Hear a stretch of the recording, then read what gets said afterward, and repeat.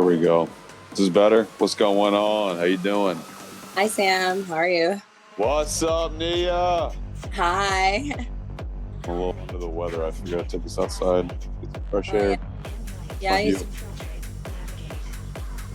Gosh, great view.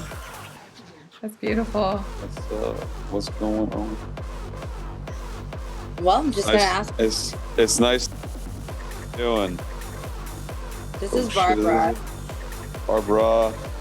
Hi, Sam. What's nice up? to meet you. I also go by Pearl.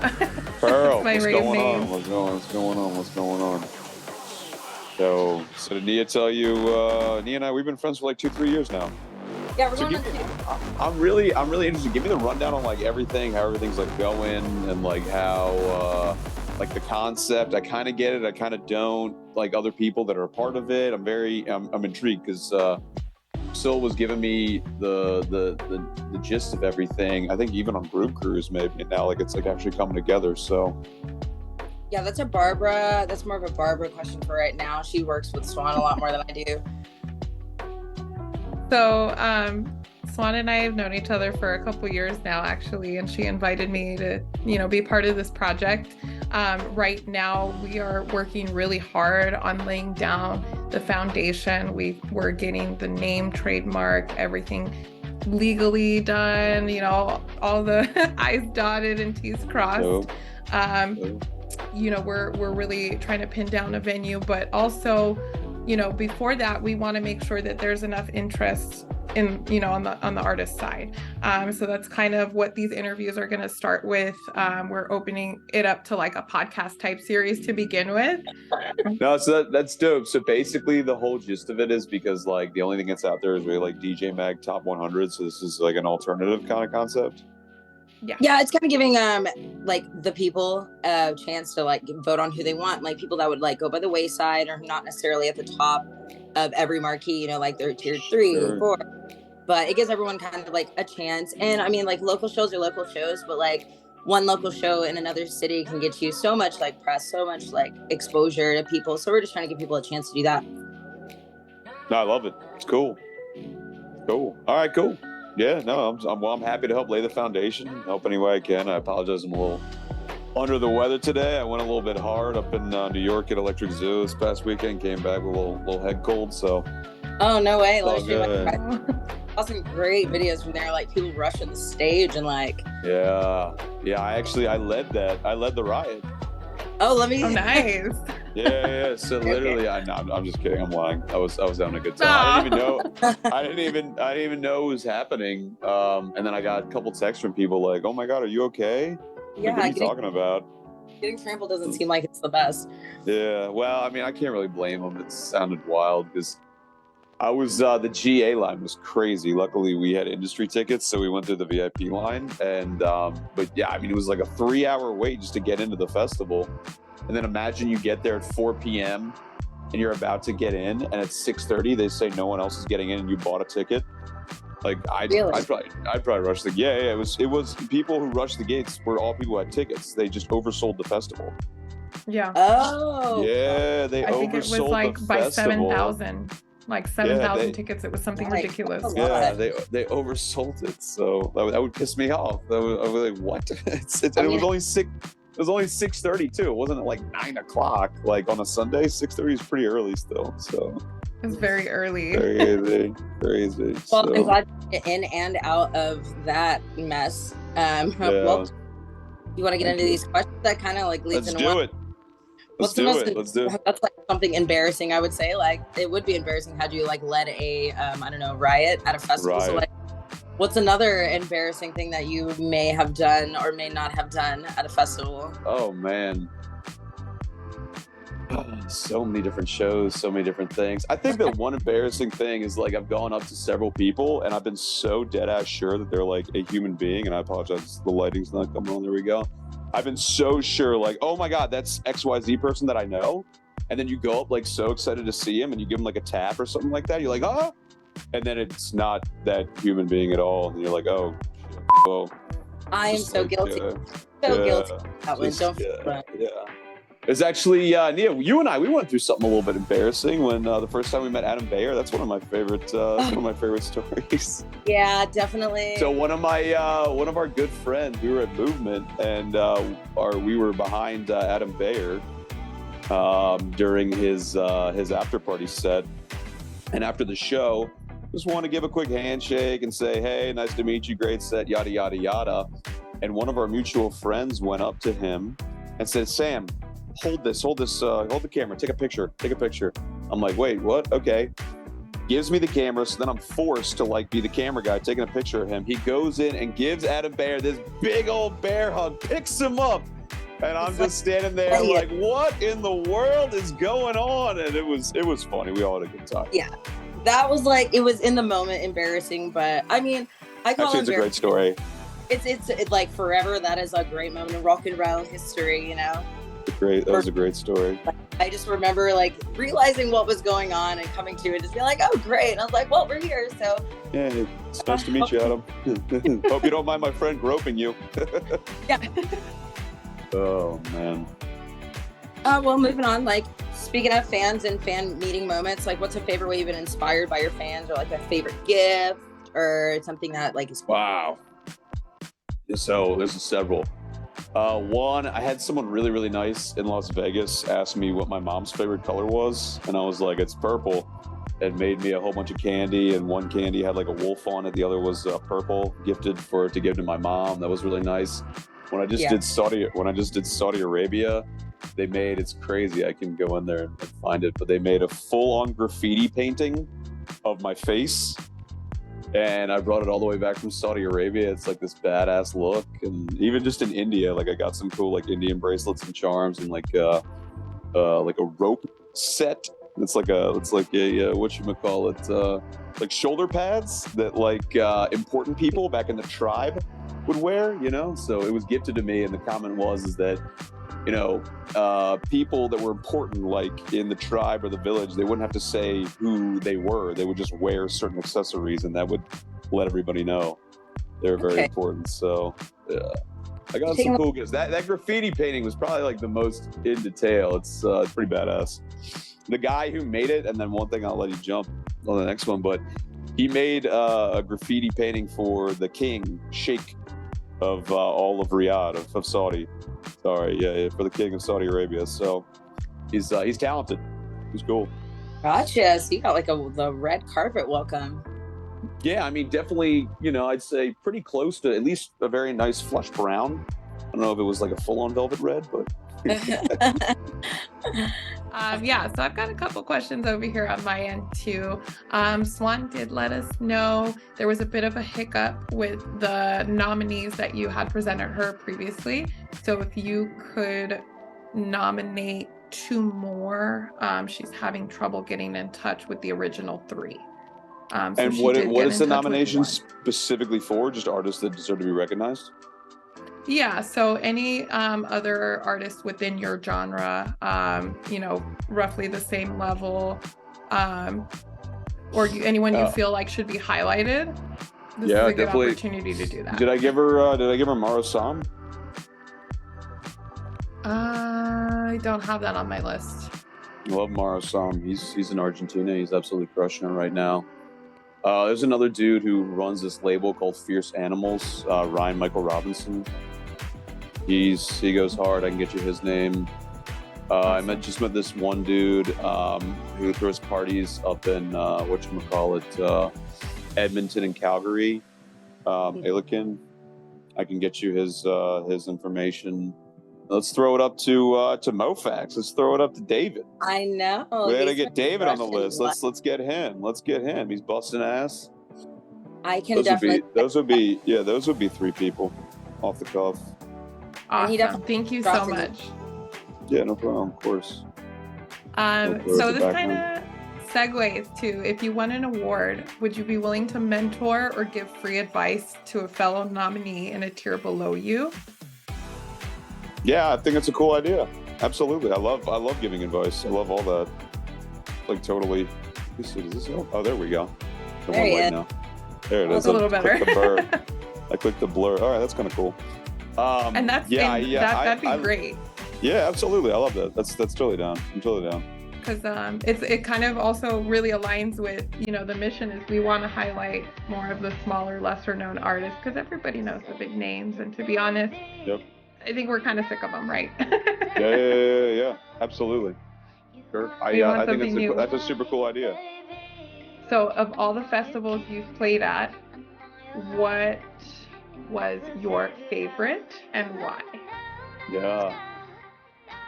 It's a good one. I probably have to say Seismic just because that one was wild. Seismic was great. I'm really excited for EDC Orlando coming up, but Seismic is great just because, you know, got to be on the stage with Charlotte DeWitt and Enrico San Giuliano plus Hilo, and then hanging out with Sama, and then just all the incredible. I felt like it was like the Super Bowl for American techno. You know, it was just crazy cool experience. You know, the vibes, the people, everything was top notch. A1. Yeah, I would say that was definitely my favorite festival I played. I'll tell you, favorite festival I've ever been to. I went to Untold in Romania. Oh wow. my God, I got to see how Romanians do it. Oh my Lord. Oh my Lord, something very special. There's something about being in the crowd and, like, you know what I'm saying, like no Americans are there and you're just like, yo, what up, blah, blah, blah, blah, blah. And everyone's either like, get away from me, or like, oh, what up, you American, what's up, man? And then just making friends. I made friends with all these people from Brazil, obviously Romania, just left, right, you know, up, down, just everywhere I looked. Cool people, just getting down. And, you know, it's funny because, like, when I played a bunch of Romanians, my techno, I was like, yeah, I make techno. And I put it on, they're like, what is this? This isn't techno, man. This is bangers. This is bangers. I'm like, oh, they said the techno, man. We like it, you know, like the Solomon, you know, because they love minimal. Romanian minimal is like their shtick. And that's what they call techno. And I'm like, no, this is minimal, but it was kind of funny experience. But yeah, Untold Festival, crazy. I think they're doing one in Dubai now. Oh, wow. Yeah. So, yeah. It looked like you really enjoyed the Emirates over there, like Camel Master. You know, that's what I'm saying. Yo, Dubai was freaking crazy. That was insane. It's crazy. It's a crazy good time. I'm interested to know if you could see yourself making music under any other genres. Like, are you sticking with just your home techno? Or yeah. That's a really good question because, like, my whole thing I've always been trying to do is figure out a way how to make, like, dark techno sexy, because every time that I go to the studio, no matter what I do, like, it's very hard for me to make something chill. Like, it always comes out, like, angry and bangery and, you know, like, heavy and hard. And it's just like, it is what it is. Like, that's kind of like what, you know, what comes out when I sit behind the computer chair and start making music. But you know, I've mixed and mastered stuff for some pop music, some R&B and things of that nature and whatnot. And yeah, definitely. But all my attention and focus is trying to figure out how to make my dark, angry sound a little bit more palatable to the masses outside of my individual niche. I'm trying to crack that formula right now. Okay, gotcha. So, like, what goes in your ears? If we know it comes out, what goes in your ears normally? Like, do you jam techno 24/7? I love house music. I love deep house. I love progressive house. I love melodic techno. I love even hard techno. I've been playing that. I like tech house. I like even old classic EDM. You know, I like old Zed. I like old Porter Robinson. You know, even Kygo, some tropical house. Good stuff. Everyone likes some Chris Lake, some Fisher when you're having a beer, trying to get ready for the party, some party tech house. Even a little bit of dubstep, some bass music every now and then. It all goes in, honestly. The one thing I probably don't consume enough is anything outside of electronic music. But I just love it so much where I'm just really I'm in that bubble. So okay. And I feel like living in Atlanta, there's not going to be a way you ever escape like that R&B soul kind of feel. So I don't know. I can keep dark. I mean, I should be able to tell you a whole lot more about hip hop, but I'm pretty insulated. People will talk about, man, who's that one chick that is blowing up right now? She used to work she used to work at a Glorilla. Oh, yeah. Glorilla. Yeah. She used to work at a Checkers like a year and a half, 2 years ago. And like everyone, her and all of her friends were like sleeping on the couch. And then she blew up and she like literally pointed to her friends, like their tour manager or their stage manager. I was just chopping up while we were filming a music video and she was giving me the rundown. And she literally went to all of her friends. She's like, y'all need to learn how to dance or learn how to whatever. You coming on tour with me? And she brought all of her friends. They were on stage with her, learned how to dance, picked up a skill. It was wild. It was wild. So yeah, but I mean, obviously hip hop is a thing, but modern hip hop for me, it's a little bit too commercial in the sense of, not just saying that because I want to sound like a hipster, but commercial in the sense that I feel like, you know, it's owned by people with a lot of money that just want to subvert our modern society and promote degeneracy and really just like push this, like, you know what I'm saying? Hip hop isn't what hip hop used to be. I'm sure anybody will tell you that that's paying attention. So yeah, I'm not a hater, but it's just not really my bag. It's not really my jive. How do you feel about like jam bands? Like, I love jam bands. I'm a jam band guy. Question. I used to go to the first jam band show I ever went to was seeing Lotus on New Year's Eve in 2012. I guess going into 2013, the sophomore in college, and then from there did the whole thing. The jam band festivals, love some string cheese, some pigeons playing ping pong, some whatchamacallit, Sound Tribe 79, blah blah blah blah blah, just all the good stuff. And you know who's popping off right now? You know what I really liked? You hear that Oliver Anthony guy who is he got that song that's super viral called Richmond, North of Richmond. I like a guy like that because you can see when he's singing, he comes from the soul. He comes from the soul. Is he like a redheaded Yeah, guitar? he's that West Virginia looking country boy that had that song that has like 46 million views within a week. It's about like politicians up in DC. I watched that Joe Rogan with him and I was like, all right, I fuck with this guy. He's not like left, he's not right. He's just a hard, like, you know, he's just a normal ass dude, like how I feel like I am. So I like that because it's authentic, you know, and I try and be the same way, just like myself, an authentic human being. I can appreciate your authenticity. I am in the dark. Like still on my wall to this day, still have it. Boop. Ah, there we go. Oh, that's Face awesome. in the studio. Much better. Oh, what's up? Oh, you got it. What's up? Let's go. Yeah, that was when I snacked from dating her. Love it. Love it. I love it. I love it. What strategy gets the crowd going and keeps them hyped? Wow. So that's you know, all right. I got a lot of ways to talk about that one, but so when you're playing music, there's two different ways to play. There's ways where you play really fast, so it's drop after drop after drop to keep people's attention.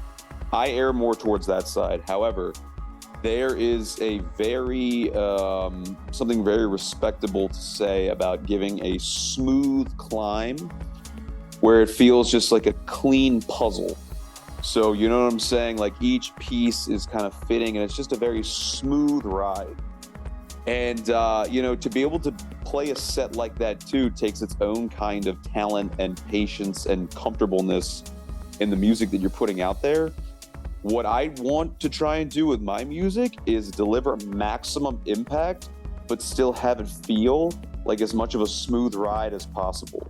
Because, you know what I'm saying? Everybody got a little bit of ADHD and just like boom, boom, boom, boom, boom, bangers like in your face, one after another. To be able to do that but still make it feel like a smooth puzzle, I think that is a very difficult thing to do, and that's something that I try and master in my sets. So people that have seen me play before will probably recognize that, like, I'll stack a ton of songs. Like I'll probably go through, you know, 55-ish tracks in a 90-minute set, and I will again do my best to make it feel like one cohesive piece. You go to a lot of main stage sets and it'll be like, you know, throwback vocal from whatever into bass house, wop, wop, wop, wop, wop, into put your fucking hands up thing, into like, you know, it's all over the place. That's, if you know what I'm saying, like that's kind of for the masses. But if you're able to pack maximum amount of, I guess, I don't want to say drops, but, you know, maximum amount of, I guess it could be drops, anticipation, build up, and then and just do it fast and over and over and over again, where it's just like you don't have a chance to breathe. It's just like, yo, this man is going crazy. This man's going insane. It gets me hyped when I'm doing that. And then to answer your question, the best way to keep the crowd hyped is for you to be hyped. Because at the end of the day, DJing is just a transfer of energy. And as long as you're giving a certain energy, that's what the crowd's going to feel. And so if you're hype, then they're going to be hyped. So you'll find a lot of the times your own tracks will go off a lot better because you put so much effort into that. So like you're so hyped that it's happening, and then the crowd kind of feeds off that. So Oh yeah. yeah, and then you can always, you know, low pass filter it and scream woo and hop on the mic and say yeah yeah yeah, or Carl Cox with a foghorn and air horn. That shit goes hard. Pulls that off.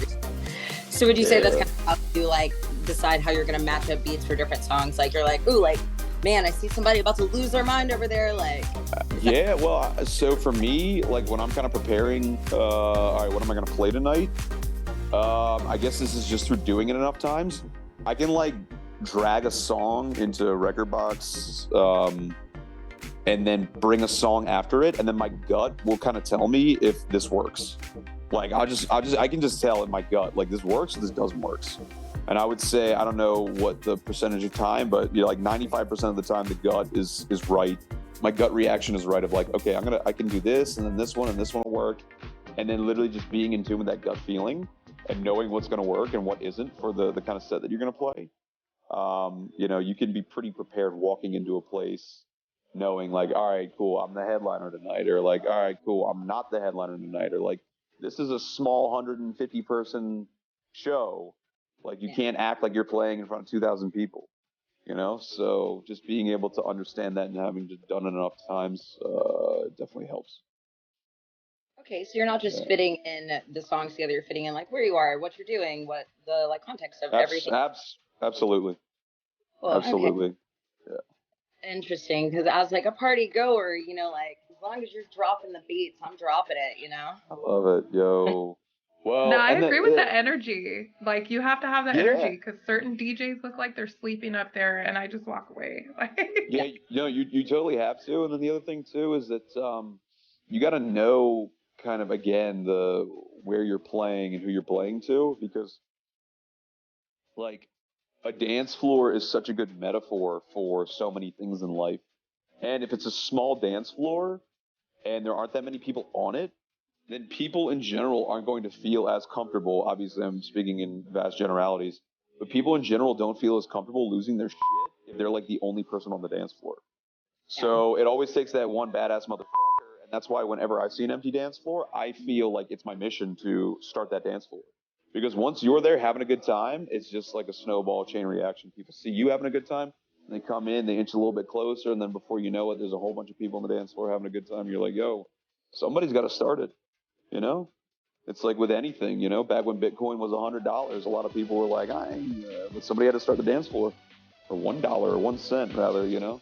Yeah, man. So anything in life, you're going to have early adopters, and that even applies to walking into a club or a show with nobody there. I'm just still playing anyway. Well, That's true. So let's close it out with one last question, Nia. Sure. This one is more of like a mental health type question. That's something that's near and dear to Swan and all of us here. So what kind of mental roadblocks have you hit? How have you dealt with them? And do you have any healthy coping strategies that you can share? Yeah, I love that question because every single person, I mean, I would just specifically talk about for other DJs and producers, but this obviously applies to everybody. But everybody in the DJ production world, myself included, you're like comparing yourself to other people. Then you're making music and you're like, this isn't cool. This isn't good. Like, this sucks. What? Like, it's all, everybody goes through those, like, man, I suck, or this sucks, or this, whatever. But then the only thing that you can do when you hit those roadblocks is realize that everybody else is going through them, and then just take that understanding that everyone is having those challenges, and then immediately bounce back.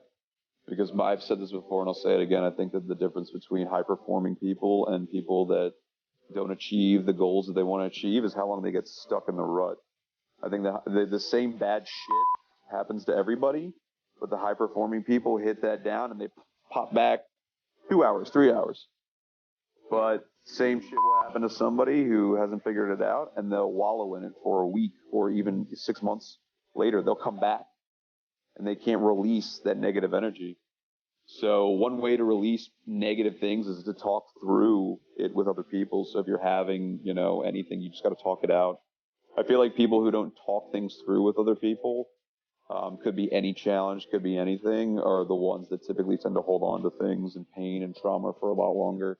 But when you talk it through, the more people you talk it through with, the sooner you just deal with it. So I guess that's why things like therapy are super useful. If you don't have an outlet or a family or close friends to talk shit through, then you can go and pay somebody and talk to a therapist, But yeah, just communicating, because when you bottle shit up, that's when shit really weighs down on you and you get stuck on those mental hurdles. But I'm sure that everybody, the people that are way bigger, that are on the DJ Mag 100, I'm sure they go through it, imposter syndrome, all this other stuff all the time. And it's just then just knowing like, all right, get out of it and then get back to work and make something cool.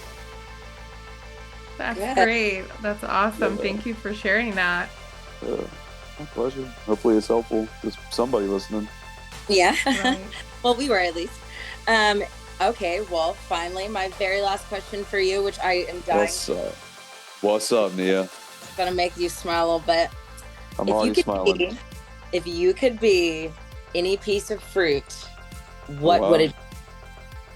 And like, this is a really hard one, because when you think about your favorite fruits, that's one thing. Right. Well, it's a two-part. You know what the fruit I feel like? I feel like a peach. Not because I love a nice juicy booty, but just being a Georgia boy. I am a peach. I'm a Georgia peach. There was one fruit emoji I'm gonna throw out there. That's got to be it. However, I was just eating mango the other day. Shit's bomb. It's bomb. Man. That's what I'm saying. Shit's bomb. Top notch. Shit's bomb. Wait, are Oreos Have you had fruit? passion fruit? Of course, passion fruit. I've had passion, and I've had fruit. I've had passion fruit. I probably would be. If you were to stab me, passion fruit would probably leak out my jugular. Ooh, That's where it all comes out in music. Yeah. Okay, so we need to siphon off some of this for you. Oh goodness. I am so excited. So next up for you is Imagine Fest, or do you have something in between? See you there? No, it's going to be Imagine Festival. You got my buddy Roy's wedding. You met Roy before, yeah? I think so, maybe. Actually, maybe not. Never mind. Well, but, maybe. Yeah, no. We actually used to be in a DJ duo way back. What was your DJ duo name? It's a secret. That's for the part 2. Okay, but, that's for the part 2 interview. He's securing the next one. That's exactly it. But no, actually, I owe him a major I owe him for me starting like the music project, because he's a classically trained pianist, and he his ability to play the piano, I was like, I could never play the piano, so I figured, all right, I know my way around Ableton and the DAW. How about you lay down the chords and we'll figure it out together. And we messed around a good bit and had a good time, and that really gave me the confidence to really just pursue this thing when that project kind of fizzled out. And so that's where I kept going, and then decided to use my real name, Sam WOLFE, and make techno. Dude, thank you so much, Sam. Thank you again for the interview. It was a pleasure virtually meeting you. I hope to catch you in person soon. No problem. Appreciate you. Nice to meet you, Barbara. Bye, Nia. See you. Bye. Nice to meet you. Bye-bye.